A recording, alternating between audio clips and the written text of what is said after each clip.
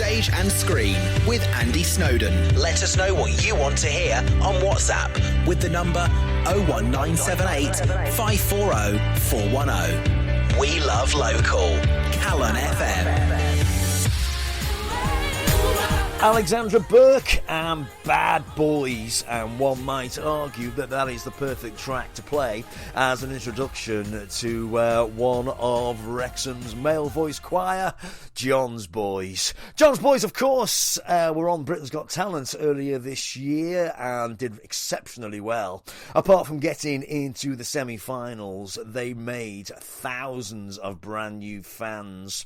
And to cap it off, earlier this month, they appeared at the Royal Variety, playing in front of their Royal Highnesses, the Prince and Princess of Wales. And I am so pleased to say that I am joined in the studio by, my son, Sam. Sam Snowden from John's Boys. And, I suppose we better start by asking about John's Boys. Where did it all start for you lads? We started back in around 2015. We did just a celebratory concert for two local composers, John Tudor Davis and John Glyn Williams. And yeah, it sort of just went from there. It was supposed to be a one-off, and I think Aled, the conductor, just sort of went, "There's something here. Let's just keep doing it." It was just so fun. Let's just keep going. But it did feel like it was really, really good from the get-go. And you sort of went for a few years doing concerts and whatnot. And then at some point, around about 2019, I think it was, you win the Choir of the World at the International Eisteddfod in Llangollen. That's one hell of a feat, that, right? Yeah, and I think for us, it felt a little bit like it came out of nowhere. So we'd won the male voice competition in the day, and we went into the evening competition in Llangollen going, we'll just have some fun with it. Like, let's just perform, let's just sing. We weren't expecting to win. I think that's why that performance felt so special for so many people. And us ending up the first Welsh male voice choirs to win the competition. That's a statistic I think is absolutely incredible. That no Welsh male voice choir has won the Choir of the World based in Llangollen. That's incredible. Yeah, I think as of now there's been 4 Welsh choirs in total. The other 3 all being mixed choirs, and we're the only male voice. And of course, you were catapulted to what could be arguably international status now, that everybody seems to have heard of you, thanks to Britain's Got Talent. And I've got to ask you about that, otherwise I'm going to be shot. Tell us about it, because right at the get-go, was there a meeting? How did it work? Aled, he's always sending us messages. We've got an app on our phones called Spond, and that app is buzzing every single day, like all hours of it. Like sometimes I wake up at 4 a.m. and I've had messages off him. But he dropped a message to us going, I was having a think, why don't we have a look at, going on Britain's Got Talent? And I think there was some of us going, oh, really? A choir on Britain's... Like, are we going to work for that? And then the more we sort of got into it, the more it was like, yeah, I think we will. Like, we're just a bunch of blokes that like singing, and why shouldn't that be successful for Britain's Got Talent? Absolutely. But I think the thing of it was, and they love a story on that programme. They love a story. Everybody knows that. But your story was... almost weirdly, it was sort of helped by the fact that you kept going during lockdown. All your rehearsals were done in a barn up there in Rose, and that almost worked in your favour, really. Yeah, I think it felt very normal. Like, I say normal, I mean, rehearsing in a cowshed isn't normal. I mean, it's not. It's got one of the better acoustics that I've rehearsed in, I'll be completely honest with you. But yeah, I think that was it. We weren't already like Hollywood singers, or like we weren't already successful. We were just a group of 30-odd lads that met and sang.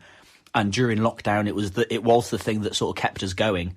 I think that sort of came across in our first audition. And you did it. Your initial audition, I seem to remember, was in Manchester. Is that right? Yes, in Manchester. And you go down there? What, you meet Ant and Dec? Tell us about it. What's the experience like? It's incredible for everybody. This. Yeah. So you're sort of in the holding room for.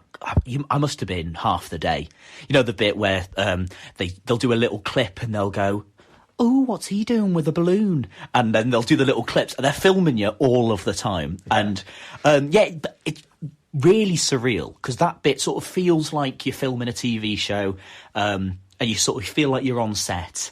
And then you go and meet Ant and Dec, and sort of that bit side of stage where they've got like where they do the interviews. It felt like we just sort of stepped into the TV. It was just really surreal. They're both shorter than you'd expect. Well, I'm not sure about that, because I think they both look pretty short to me. But then we've only got a small telly. I'm always intrigued. The walking on stage. Have you not met Simon Cowell at this point? No, not at all. First time we met any of them was as we'd walked out on stage, and then so I did an interview, as did a lad called David and Aled. We spoke at the beginning, and we didn't have a clue what they were going to ask us. The producers had gone, "Ooh, maybe you might want to talk about this." Like, they had a thing where they wanted us to talk about the different jobs in the choir. Like, I think they wanted to portray us as normal blokes. Yeah. But yeah, other than that, I mean, we didn't know anything until we'd walked out on stage about what was going to happen. And you sang now. I mean, quite famously, I suppose it was Calon Scott's "Biblical." Your version of that, I think there was a little bit of a few eyebrows raised that you didn't do, a great Welsh male voice choir classic, but it worked. Yeah, do you want a little bit of an exclusive? Go. Our second choice was a medley of Welsh hymns. So tell me, so do they say, "Oh, we'll have Biblical," or when you got there, did you think, "Oh, we'll just do whichever we fancy"? They really wanted Biblical. So we'd sort of agreed before we'd gone there, but they wanted us to have a second one just in case. You know how Simon Cowell does. Yeah. He'll go, "Stop, please. Yeah. Like, could you have something else?" But other than that, I mean, I think we always knew Biblical was going to be the way forward. And were you, because I don't think people who have heard you guys sing, I don't think anybody was surprised by the reaction that you got. But to get the reaction that you got, it wasn't like, "Oh, three of them liked you and one of them wasn't sure." Well, it was across the board. Everybody loved you. Everybody in the audience loved you. Were you surprised by that, or did you come away sort of, that sort of suits us, that? I mean, I don't think we'd have gone on it if we thought we were going to get buzzed off. I don't think anybody does that. Yeah. But I still think it was impossible to predict the reaction we got. I think a lot of the time you watch it on telly and you get the little clips of the audience going wild, and you think, "Oh, that's just been edited in." Mm-hmm. Not at all. Like, they were going that just insane during the performance. Yeah. It was you never get that as a choir. You sort of used to being in a cold church and then you sing a song and then the audience, "Well done." Yeah. To have people going that raucous.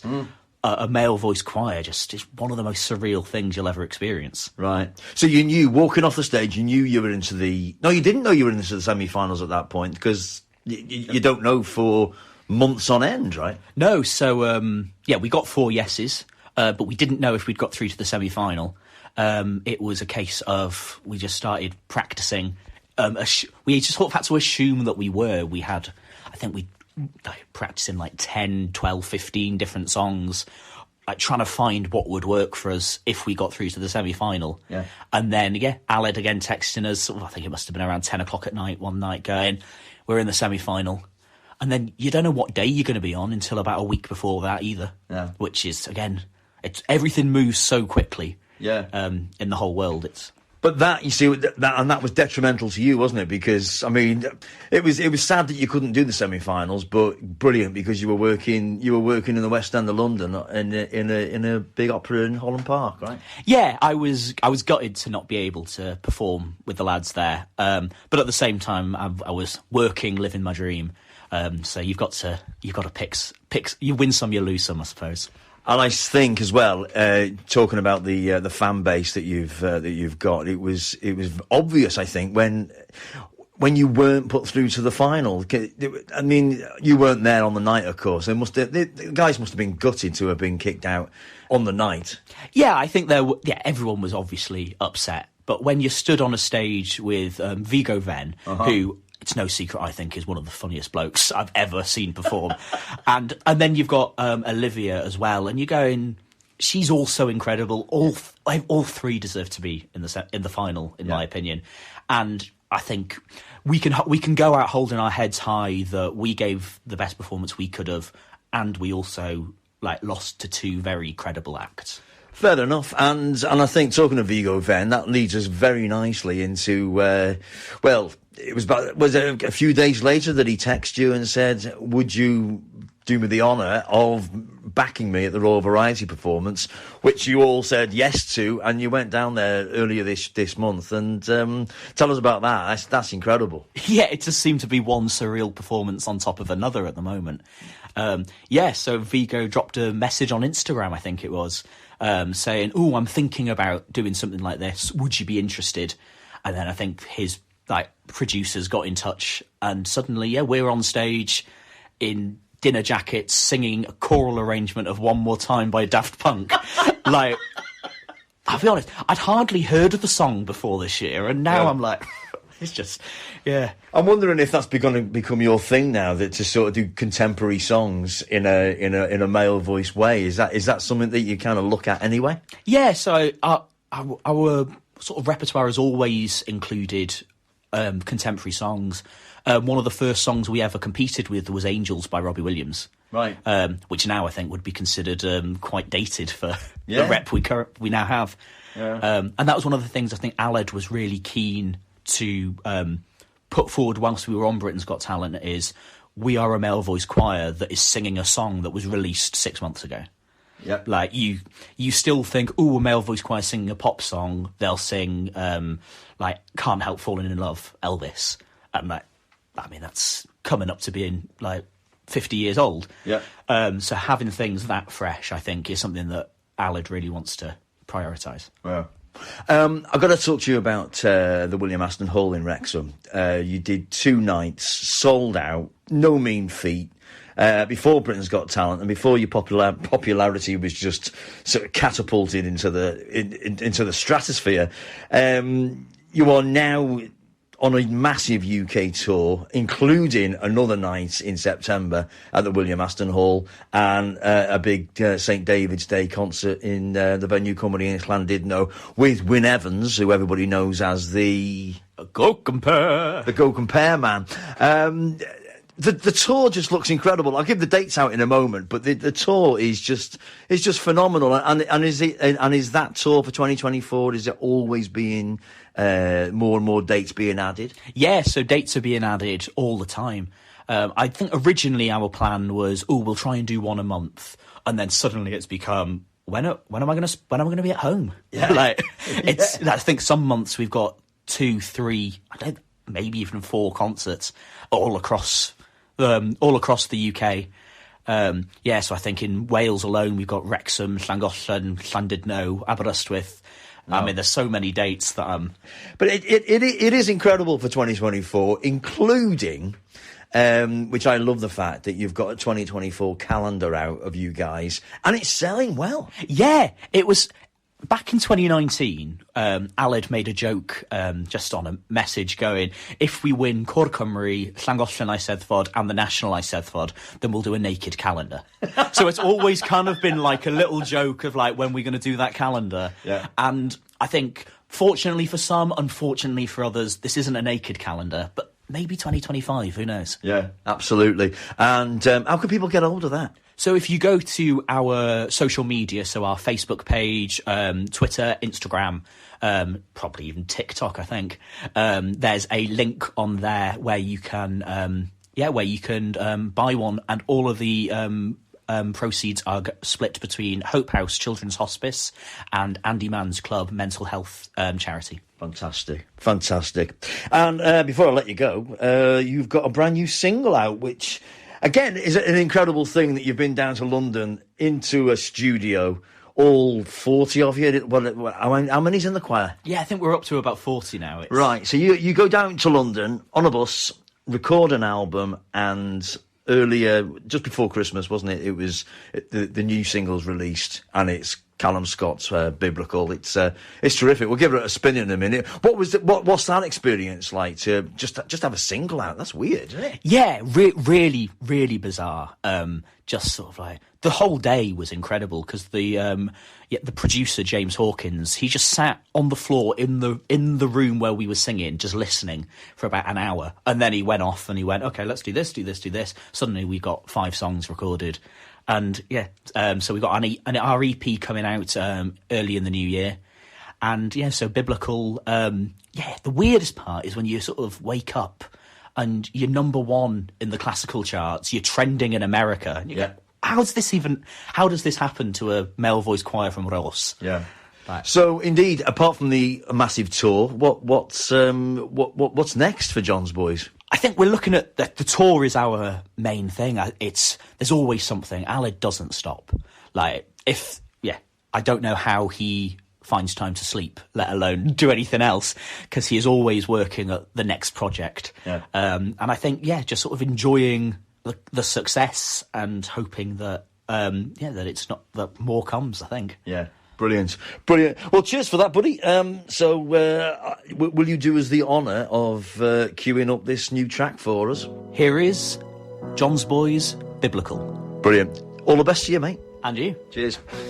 Didn't know that I'd fall so hard. Then my feet... Biblical from Wrexham's own John's Boys, and that's available to download now. And as Sam said, all the proceeds will be going to Hope House and Andy Mann's club for Wrexham. Brilliant. What a fantastic thing.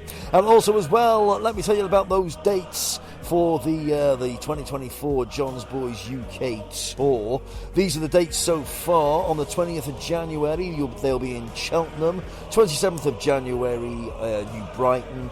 10th of February in Buxton, Llandudno on the 1st of March, that's St David's Day of course, Aberystwyth on the 13th of April, 11th of May Grimsby, the 8th of June up there in Middlesbrough, the Llangollen International Musical Eisteddfod on the 3rd of July, Lichfield on the 20th of July, and then the William Aston Hall in Wrexham on the 28th of September. John's Boys going from strength to strength. Fantastic. Stage and Screen with Andy Snowden. Let us know what you want to hear on WhatsApp with the number 01978 540 410. We love local.